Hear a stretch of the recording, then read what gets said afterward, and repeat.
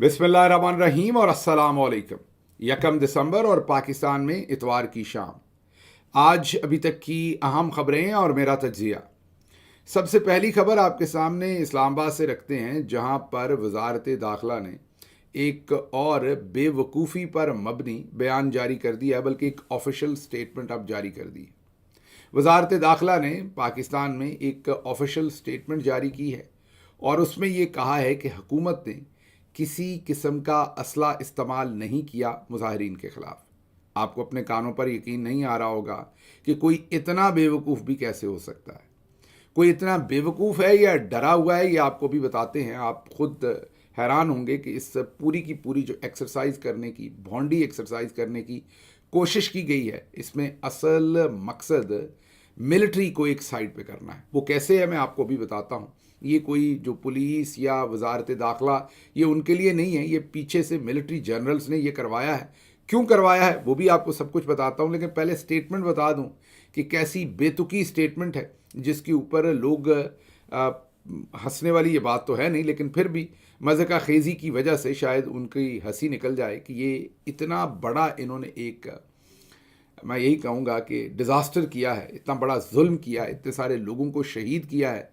और उसके बाद जब पूरा इंटरनेशनल मीडिया जो है वो इन स्टोरीज़ को कवर कर रहा है, तो ये ना सिर्फ एक ऐसी बेतुकी स्टेटमेंट दे रहे हैं, बल्कि जो इंटरनेशनल मीडिया है अब उसके पीछे पड़ गए। लोकल मीडिया तो कंट्रोल कर लिया था, लेकिन इंटरनेशनल मीडिया ने, क्योंकि इन्वेस्टिगेटिव जर्नलिज्म के थ्रू उन्होंने अपनी स्टोरीज़ की। कल ही हमने आपको इंडिपेंडेंट उर्दू की स्टोरी बताई, उससे पहले बीबीसी ने की, उससे पहले अल जज़ीरा ने की, और बेशबहा अदर जो दूसरे टीवी चैनल्स हैं या न्यूज़ फोरम्स हैं, वो तमाम के तमाम इन्वेस्टिगेटिव काम के थ्रू ये आपके सामने रख चुके हैं कि उस दिन लातादाद ज़ख्मी हॉस्पिटल्स में आए। डॉक्टर्स की कहानियाँ, हॉस्पिटल की कहानियाँ, किस तरीके से बग़ैर एनेस्थीसिया दिए हुए लोगों की सर्जरीज़ की गई, किस तरीके से एक एक बेड के ऊपर दो दो सर्जरीज़ की गई। डॉक्टर्स ने यह भी बताया कि 10 के करीब ऐसी लाशें भी हैं जिनको पुलिस ही लाई थी और पुलिस ही वापस ले गई, हमें नहीं पता वो किधर गई।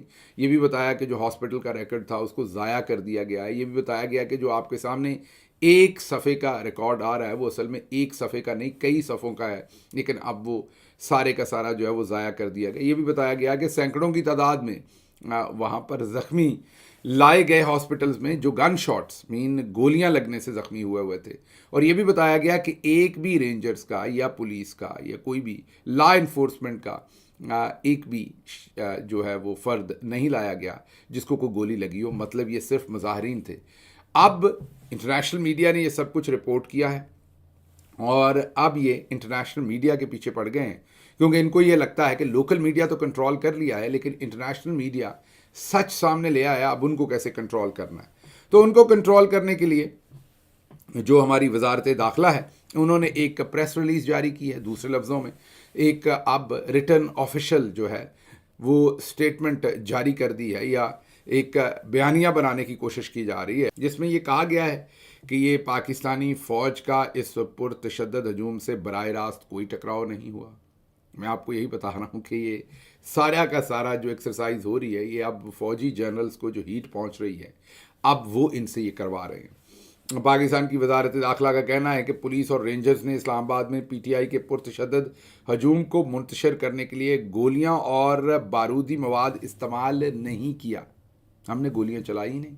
जब गोलियां ही नहीं चली तो कोई लाश ही नहीं गिरी। जब लाश ही नहीं गिरी तो फिर ये शोर किस चीज़ का है।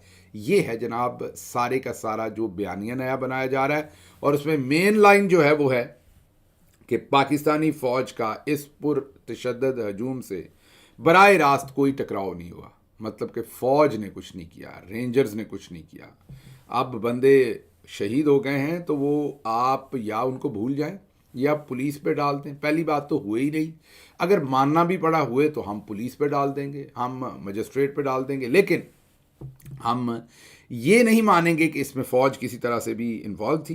कानून नाफिज करने वाले इदारों के एहलकारों ने पुरतशद्दद मुजाहिरीन के साथ इंतहाई तहम्मुल का मुजाहरा किया। ये इंतहाई तहम्मुल का मुजाहरा था। सोचें अगर तहम्मुल ना होता तो फिर क्या होता। آئین کے آرٹیکل 245 کے تحت اسلام آباد میں فوج کو تعینات کیا گیا تھا. یہ اب گلے کی ہڈی بنا ہوا ہے آئین کا آرٹیکل 245. کیوں؟ جب اس کو انووک کر لیا, فوج کو بلا لیا, تو اس کے بعد فوج یہ نہیں کہہ سکتی کہ ہم نے نہیں کیا.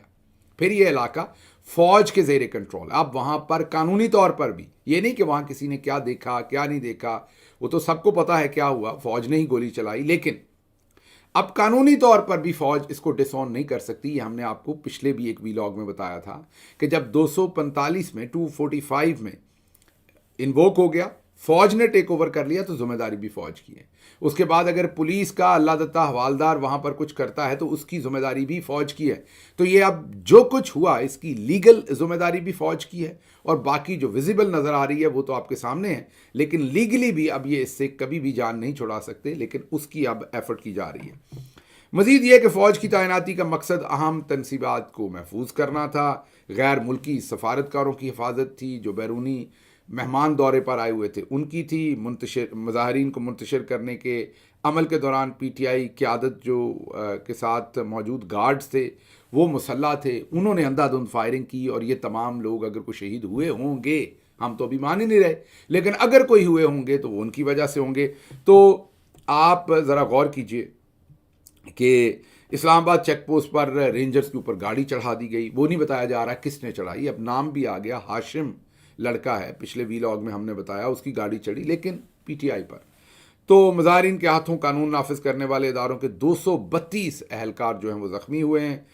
مطلب کہ اتنا جھوٹ بولو, ایسے ہی تو ہم نمبر 1 نہیں ہیں, ایسے ہی تو ہم 1958 سے پوری پاکستانی قوم کے ساتھ جھوٹ نہیں بول رہے. لیکن ایک بات تو ماننی پڑے گی, جھوٹ بولنے میں ہمارا کوئی ثانی ہے نہیں, کیونکہ ہم نے پوری قوم کو پھدو بنائے رکھا.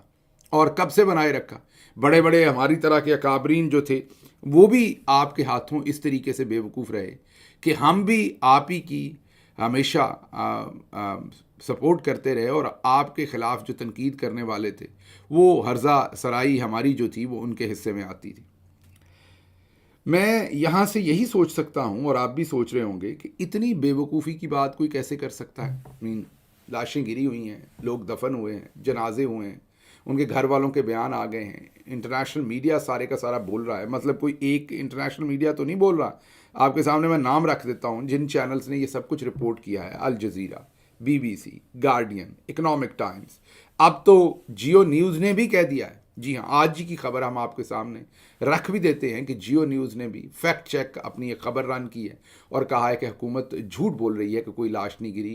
لاشیں گری ہیں, لوگ شہید ہوئے ہیں. یہ جیو ٹی وی کی, ان کے اپنے گھر کے ٹیلی ویژن کی جو اس سارے پروپیگنڈے کے اندر شامل ہیں, ان کی اپنی خبر ہے. اس کے بعد اور بھی, مطلب میں سارے نام نہیں لے سکوں گا, لیکن آپ کے سامنے رکھ رہا ہوں کہ حامد میر صاحب نے بڑے واضح طور پر آپ کو پتہ ہے کہ بتایا. حبیب اکرم صاحب نے بتایا کہ وہ وہاں موجود تھے, انہوں نے فائرنگ ہوتے ہوئے دیکھی. پھر رپورٹرز کی بات کریں تو عمر جٹ, زبیر خان, مریم نواز خان, اس کے بعد رانا ثناء اللہ نے خود یہ بات کی, عفنان اللہ نے یہ بات کی, شہزاد اقبال جیو کے ہیں انہوں نے یہ بات کی, شاہد خاقان عباسی صاحب نے یہ بات کی, شراز عباسی صاحب نے یہ بات کی, اس کے بعد بشارت راجہ نے یہ بات کی, عبید بھٹی نے یہ بات کی, محمد عمیر نے یہ بات کی, متی اللہ جان نے یہ بات کی, اسد طور نے یہ بات کی. اس کے علاوہ فوٹیج, سینکڑوں تصاویر, ڈیتھ سرٹیفکیٹس, کیا کچھ نہیں ہے جو سامنے نہیں آ چکا, لیکن ہم ماننے کو تیار نہیں. تو کیا ہم ڈفر ہیں؟ یہ میں نے تو نہیں کہا, یہ اب سے بہت پہلے آسمہ جہانگیر صاحبہ نے کہا تھا کہ یہ جو فوجی ہیں یہ ڈفرز ہیں. میں نہیں کہہ رہا, سنوا دیتے ہیں آسمہ جہانگیر صاحبہ نے کیا کہا تھا, سنیے. جو پالیسی ہے, فوجیز ڈفرز ہیں, ڈفرز, یہ آپ سمجھ لیجئے گا, یہ سیاسی ڈفرز ہیں. اگر آپ ان کی پالیسی پہ چلیں گے جیسے آپ چلتے رہے ہیں تو ملک جو ہے وہ کسی جگہ نہیں جائے گا. مجھے نہیں پرواہ امریکہ کیا سوچتا ہے, افریقہ کیا سوچتا ہے. مجھے یہ پرواہ ہے کہ ہمارے ملک کے لوگ اس فوج سے بچیں. آج اس فوج نے ہمیں اس جگہ پہ کھڑا کر دیا ہے جہاں پہ انہوں نے ٹیررزم ہر گلی اور محلے میں پھیلا دیا ہے. یہ اس کو سپورٹ کرتے ہیں, یہ اس کو انکریج کرتے ہیں, اور یہ ڈیبیٹ کو ڈٹریکٹ کرتے ہیں. ان کے اوپر انہوں نے پوری پروپیگنڈا مشینری ڈالی ہوئی ہے. یہ ہمارے, آج میں سارے فوجیوں کو نہیں کہتی ہوں, میں بیچارے عام جوانوں کو نہیں کہتی ہوں, مگر یہ فوجی جرنیل جو جا کے سارا وقت وہاں پہ گولف کھیلتے ہیں, اور گولف کھیل کے اور اس کے بعد ٹھٹے مار کے یہ دیکھتے ہیں کہ پلاٹ ہمیں کہاں ملیں گے. مجھے یہ بتائیے کہ اب سن لیا آپ نے, تو یہ ان کا کہنا تھا. اب اس وقت تو ہم ان کے اوپر تنقید کرتے تھے، ہم تو ان کے ساتھ سیدھے ہو جاتے تھے.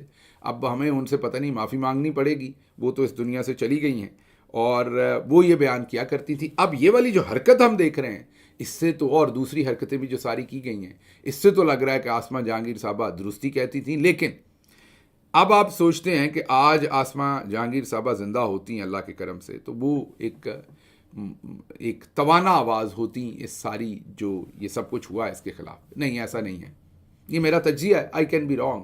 میرا تجزیہ یہ کہ اگر آج وہ حیات ہوتی تو وہ بھی نون لیگ کے ساتھ کھڑی ہوتی. کیوں؟ کیونکہ ان کا پورا گروپ کھڑا ہے. آپ نے ابھی سپریم کورٹ بار میں نہیں دیکھا 26ویں ترمیم، یہ آسمہ جہانگیر گروپ ہے نا، انہی کے آگے سے یہ بچے ہیں، اعظم نذیر تارڑ صاحب، احسن بون، یہ سارے انہی کے بچے ہیں. اور اس کے علاوہ اور بھی تمام ایسے لوگ جو ملٹری جنرلز کے بارے میں یہ کہتے تھے ماضی میں، ہم نے دیکھا کہ وہ جب ان کا اپنا مفاد آیا تو انہوں نے کٹ ماری. نجم سیٹھی صاحب کو لے لیجئے، ابصار عالم کو لے لیجئے، طلعت حسین کو لے لیجئے، جیو ٹی وی کی اونرشپ کو لے لیجئے، جیو ٹی وی کے اور حامد میر وغیرہ کو چھوڑ کے باقی اور بہت سارے صحافی لے لیجئے اس گروپ کے. یہ تمام کے تمام ہمیں نجی محفلوں میں ایسے ہی سب کچھ کہا کرتے تھے.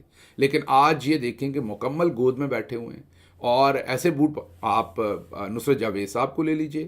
ساری عمر انہوں نے اپنے آپ کو ایک لیفٹسٹ جرنلسٹ کے طور پر اپنے آپ کو پوزیشن کیا اور صحافت کی، لیکن آج کہاں کھڑے ہیں؟ تو مسئلہ یہ ہے کہ اس وقت بھی ان کی وجہ فوج کے خلاف کھڑے ہونے کی اور تھی، اور آج ان کے ساتھ کھڑے ہونے کی وجہ اور ہونی تھی. ہماری اس وقت بھی فوج کے ساتھ کھڑے ہونے کی وجہ اور تھی، اور آج تنقید کرنے کی جو وجہ ہے وہ اور ہے. تو یہ جتنے بھی لوگ ہیں، یہ آسمہ شرازی صاحبہ دیکھ لیں، یہ تمام لوگ ذاتی طور پر فوج کے اوپر سخت تنقید کرتے تھے اور کہتے تھے ان کا کسی قسم کا، یہ بندے مارنا تو دور کی بات ہے، سیاسی کردار ہی ماننے کو تیار نہیں تھے. تو آج یہ کبھی غم نہ کیجئے کہ یا یہ بالکل ذہن میں نہ لائیے کہ اگر آسمہ جہانگیر صاحبہ زندہ ہوتی تو وہ آپ کے ساتھ ہوتی. نہیں، وہ بھی آپ کے خلاف کھڑی ہوتی، اور بڑی ہی توانا آواز کے ساتھ آپ کی لاشوں کا اس ٹائم تمسخر وہ بھی اڑا رہی ہوتی، جیسے اور بہت ساروں نے اڑایا ہے. تو اس کا مطلب یہ ہوا کہ یہاں صرف ہماری ملٹری جنرلز ہی لوگوں کو بیوقوف نہیں بناتے، پوری کی پوری ایلیٹ بناتی ہے. جہاں ان کا مقصد ہوتا ہے، مفاد ہوتا ہے، یہ اس طرف چل پڑتے ہیں، اور اسی کے لیے یہ آپ کو اصول بھی بتائیں گے، یہ اسی کے لیے آپ کو بین الاقوامی جو پورے کے پورے ایتھیکل سٹینڈرڈز ہیں وہ بتائیں گے. اور جیسے ہی ان کا اپنا کوئی کام سیدھا ہوگا تو یہ اس کے ساتھ ہی اس طرف مڑ جائیں گے. یہ پوری کی پوری پاکستانی ایلیٹ کا قصہ ہے، یہ کوئی کسی ایک کا قصہ نہیں ہے، یہ کسی ایک کا پرابلم نہیں ہے. بہرحال اب انٹرنیشنل میڈیا کے پیچھے پڑے ہیں، لوکل میڈیا تو کنٹرول کر لیا ہے، اب انٹرنیشنل میڈیا سے مسئلہ ہے، اور کہہ رہے ہیں کہ وہ پروپیگنڈا کر رہے ہیں انٹرنیشنل میڈیا والے. میں نے آپ کے سامنے نام رکھے، یہ چند نام ہیں، اس کے علاوہ بھی بیش بہا نام ہیں، کام ہے جنہوں نے وہاں کیا ہے، بیانات دیے ہیں. معذرت میری اگر میں کسی کا نام رہ گیا. ایون شراز احمد شرازی، کل ہم نے دکھایا تھا آپ کو کہ ابصار عالم نے کس طریقے سے، پنجابی ویلاگ میں نے وہ سٹوری کی تھی کہ کس طریقے سے شراز احمد شرازی نے جب ابصار عالم کے شو پہ کہا کہ 12 لاشیں تو مل چکی ہیں، تو ابصار عالم نے ان کا وہ کامنٹ ہی کاٹ دیا، وہ کامنٹ ہی سرے سے کاٹ دیا. تو اب یہ کام کیا جا رہا ہے، سیکیورٹی فورسز کا عوام سے ٹکراؤ نہیں ہوا، اس کے اوپر یہ سب کچھ کیا جا رہا ہے. ثانیہ اے پی ایس کی کچھ یاد تازہ کی ہے. اس کے بعد ایک ماں نے بتایا تھا کہ اس وقت کے کور کمانڈر شاید جنرل ہدایت اللہ نے انہیں کہا تھا کہ بچہ شہید ہو گیا ہے تو کیا ہوا، اور پیدا کر لینا. یہ ایک روتی ہوئی ماں نے کہا تھا. کور کمانڈر ہدایت الرحمان، جس نے اس وقت بھی ہمیں کہا تھا کہ کیا ہوا جو آپ کے بچے شہید ہوئے، اور پیدا کرو. یہ چلے گئے تو کیا ہوا، اور پیدا کرو. اسے نہیں پتا کہ بچہ پیدا کرنا کتنا آسان ہے. یہ کس نے کہا تھا؟ یہ ہدایت الرحمان نے کہا تھا ہمیں. اتنے بڑے دکھ کے بعد ہم ان کی یہ باتیں بھی سہتے ہیں. جب ماں رونا دھونا کر رہی تھی تو اس نے کہا کیا ہوا، ہمارے ملک میں بہت سارے شہداء ہیں، آپ کے بچے بھی شہید ہو گئے، آپ اور بچے پیدا کریں. یہ بچہ پیدا کرنا اتنا آسان ہے، اس کو پالنا بہرحال آگے چلتے ہیں. کے پی کی جو تقاریر ہیں ان کا بھی بہت دکھ ہے، لیکن اس سے پہلے ماضی کے جھروکوں سے آپ کے سامنے ایک خبر رکھتے ہیں. بات ہے 1973 کی، 1973. جی ہاں، آپ کو پیچھے لے کے جانا پڑے گا تاریخ کے جھروکوں میں. تب ہوا کیا تھا؟ 1970 में भी हमने ऐसे ही एक ऑपरेशन सर्च लाइट शुरू किया था 25 मार्च को, जब हमने इसी तरीके से, जैसे अब पाकिस्तान के डी चौक में, जिसे अब लोग खूनी चौक भी कह रहे हैं, उस चौक पर जिस तरीके से हमने लोगों का कत्ल किया, इसी तरीके से हमने इनडिस्क्रिमिनेट फायरिंग करके हमने वहाँ पर बंगालियों को, जो ईस्ट पाकिस्तान था, पाकिस्तानी थे, हमारे भाई थे, अभी भी भाई हैं, लेकिन उस वक्त वो हमारे भाई थे, जाहिर है मीन एक ही मुल्क से हम थे, उनके ऊपर फायरिंग की थी अपने ही हमवतनों पर, और ऐसे ही चीथड़े उड़ाए थे। वो ऑपरेशन चलता रहा। 3 दिसंबर को वो ऑपरेशन जो है एक नई जहत उसमें आ गई। हमने खुद ही, उस पर किसी दिन तफसीली आपके सामने बात करेंगे, हमने उस ऑपरेशन को बंद करने के लिए और सारी मूवमेंट को कंट्रोल करने के लिए मैंने आपको बताया ना कि आसमा जहांगीर साहबा कह रही हैं, तो हम हैं तो सही किसी न किसी लेवल के डफर्स। तो हमने क्या किया, हमने हिंदुस्तान के ऊपर खुद ही कोई बमबारी की एयरफोर्स के प्लेन्स के साथ, और हमारा मकसद क्या था पीछे, हमारा मकसद ये था कि अब इससे इंटरनेशनल जंग छिड़ जाएगी, इंटरनेशनल कम्युनिटी बीच में छुड़वाने के लिए आ जाएगी, और ये सारा काम बंद हो जाएगा। हमने खुद से ये काम किया, उसका नतीजा उल्टा निकला। जैसे ही हमने वो बमबारी की, हिंदुस्तान को मौका मिल गया, उसने उसको इस्तेमाल किया और वो ढाका में आ घुसा। और फिर मॉडर्न वर्ल्ड में इतनी बड़ी आर्मीज़ के दरमियान दुनिया की शॉर्टेस्ट वॉर हुई। हाँ जी, मॉडर्न जो हिस्ट्री है मैं उसकी बात कर रहा हूँ कि इतनी बड़ी दुनिया की जो फ़ौजें हैं, 5वीं 6ठी बड़ी फ़ौजें दुनिया की, 2 या 4थी या 5वीं, मीन दोनों फ़ौजें बड़ी फ़ौजें हैं, आपको पता, उनके दरमियान में दुनिया के जो मॉडर्न वर्ल्ड की हिस्ट्री, उसमें शॉर्टेस्ट वॉर हुई। मेरा ख्याल है गालिबन कोई 12-13 दिन की जंग हुई वो, और 3 दिसंबर को शुरू हुई और 16 दिसंबर को हमारा काम तमाम हो गया। पलटन मैदान चौक है वो, जिसके अंदर फिर हमने अपनी समझदारी के, मैं ये कहूँगा, क्योंकि कामयाबी नाकामी उसको छोड़ दीजिए, वो मैंने आपको क्या नाकाम कहना है, वो मेरी भी नाकामी थी। आपने बाद में कहना देखिए जी ये वहाँ से बैठ के फ़ौज के ख़िलाफ़ बातें करते हैं। क्या आपके ख़िलाफ़ बातें करनी है जनाब, उसमें हमारी भी तो हज़ीमत हुई थी, हम भी तो इसी तरफ हैं, हमारी फ़ौज है। जो भी आप ये हरकतें करते हैं इवेंचुअली तो मुल्क के ऊपर ही डिपेक्ट होती हैं। तो बहरहाल वो जो पलटन मैदान चौक था, उसके अंदर हमने सरेंडर किया था 16 तारीख को। सरेंडर करके भी पीछे हम कौम से झूठ बोलते रहे थे कि हमने क्या किया, लेकिन इसको छोड़ते हैं। हमारे जो हमारे जो 90,000 के करीब लोग वहाँ पर फ़ौजी सरेंडर के बाद, मिलिट्री सरेंडर के बाद जो उनके काबू आए हिंदुस्तान के, उन्होंने कैद कर लिए। अब जनरल बाजवा ने कहा कि नहीं, ये आप हमारे ख़िलाफ़ साजिश करते हैं, आप हमारी बेइज्जती करते हैं, आप गलत नंबर्स रखते हैं। हम 90,000 नहीं थे, हम तो कोई 40-45 हज़ार थे, बाकी सिविलियन थे। ठीक है जनाब। अच्छा 40-45, कोई बाजवा साहब से पूछे कि 40-45 हज़ार फ़ौज का सरेंडर करना जो है वो कम बेइज्जती है और 90,000 ज़्यादा बेइज्जती है। माशाल्लाह माशाल्लाह। इनको हमने आर्मी चीफ बनाया हुआ था। मीन लेवल चेक कीजिए बाजवा साहब की सोच का, कि वो सोचते हैं कि 90,000 पे बेइज्जती है, 45,000 पे बेइज्जती नहीं। चलें जनाब, 45,000 वाली बेइज्जती हम मान के आगे चल पड़ते हैं। तो 45,000 वो जो थे हमारे अफसरान और जवान, उस वक्त क्योंकि हम मुसीबत में थे, हम विक्टिम थे, तो हमें एहतजाज करना अच्छा लगता था। वैसे हमारी मिलिट्री को कभी भी सिविलियंस का एहतजाज करना अच्छा नहीं लगता, जब भले वो बलूचिस्तान से करें, भले वो नुसरत भुट्टो करें, भले वो केपी से जो मुतासरा फैमिलीज़ हैं वो करें, भले आज इमरान खान के लिए तहरीक इंसाफ और पाकिस्तानी करें। हमें कभी भी मुसीबत में आए लोग जो हैं वो आवाज़ उठाते अच्छे नहीं लगते। लेकिन एक दफ़ा हम मुसीबत में पड़े थे तो फिर हमारे अपने घर की औरतों और बच्चों ने 1973 में लाहौर के अंदर मुजाहरा किया था। तस्वीर आपके सामने हाजिर है, खबर आपके सामने हाजिर है।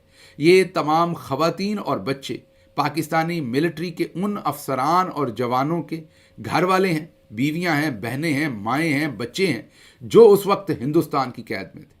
और ये मुजाहरीन क्या कह रहे हैं? बिल्कुल वही बातें जो आज तहरीक इंसाफ कह रही है। इंसानी हकूक़ का ख्याल किया जाए, कैदियों के साथ बेहतर रवैया किया जाए, जो इंटरनेशनल प्रिंसिपल्स हैं उनका पालन किया जाए, उनको रिस्पेक्ट किया जाए और जंगी कैदियों के साथ बेहतर सलूक किया जाए। आज हम भी यही कह रहे हैं, लेकिन आज आप बदले में आप हमें इंतशारी कह रहे हैं। आप हमारे लोगों को पानी तक नहीं दे रहे, जिनको आपने पिंडी में 1500 लोगों को पकड़ा हुआ है। वो जब अदालत आए तो बिलक बिलक कर उन्होंने लोगों को बताया कि पानी तक नहीं मिल रहा, खाना तक नहीं मिल रहा। यानी कल भी फतह मक्का का जिक्र किया कि rules of engagement profit Mohammad piece B upon him तय कर गए थे कि रूल्स ऑफ एंगेजमेंट हैं क्या, लेकिन सब कुछ वायलेट किया जा रहा है। तो ये आपके सामने खबर रखनी थी کہ اس وقت ہماری سوچ کیا تھی اور اب ہماری سوچ کیا ہے. بہرحال اگلی بات جو میں نے آپ کے سامنے کرنی ہے وہ یہ ہے کہ جب بندوق کا مقابلہ بندوق سے ہوتا ہے، کل ہی ایک تقریر میں کسی نے کہا تھا، تو مزہ تب آتا ہے. اس کے اوپر ہمارے پاس ایک واقعہ ہے، وقت زیادہ ہو گیا. صبح کے ویلاگ میں آپ کے سامنے وہ واقعہ رکھوں گا کہ بندوق کا مقابلہ جب بندوق سے ہوتا ہے. ہم نے نہیں کہا، یہ KPK کے جو ہیلتھ کے منسٹر ہیں انہوں نے کہا. تو آپ کو ایک واقعہ سنائیں گے کہ بندوق کا مقابلہ بندوق سے ہو تو کیا ہوتا ہے. مجھے یہاں سے اجازت دیجیے. اللہ آپ کا حامی و ناصر ہو. پاکستان زندہ باد.